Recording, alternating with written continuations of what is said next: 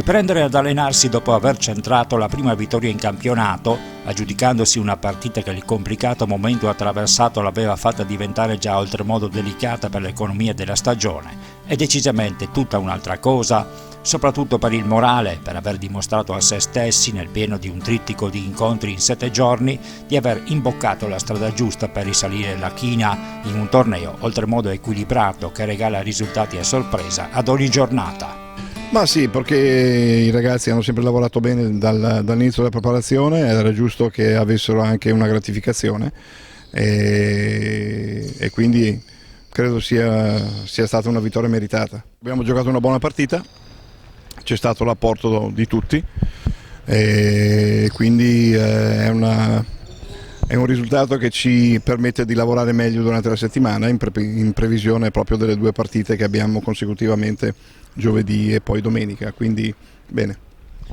Diciamo che è stato l'andamento decisamente diverso rispetto alle precedenti partite dove iniziavate bene, almeno per quanto riguarda i primi 2 quarti, e poi calavate nella seconda parte di gara. Siete riusciti a mettere un qualcosa in più nel terzo quarto?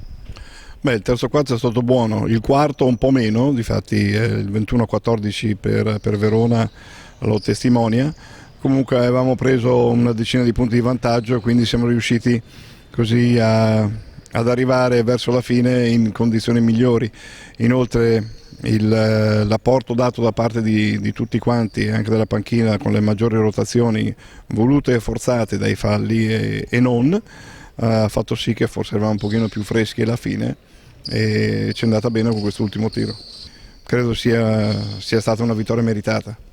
Ecco, è chiaro che adesso è fondamentale dare continuità. Il nostro auspicio è quello, certamente la partita in casa di giovedì è un altro test importante e domenica abbiamo una partita molto difficile in trasferta a Murano, che è una squadra esperta e ben costruita per far bene in questo campionato, quindi sono due partite che andremo ad affrontare per una alla volta e la prima è Codroipo. Ecco, quindi analizziamo un po' quella che sarà la partita con Codroipo. Sì, noi dobbiamo continuare quello che abbiamo iniziato a Verona, cioè avere una difesa un pochino più solida che ci permette di lavorare un po' più in tranquillità in attacco e magari riuscire ad andare un po' in contropiede, cosa che qualche volta riusciamo e dobbiamo farlo decisamente di più.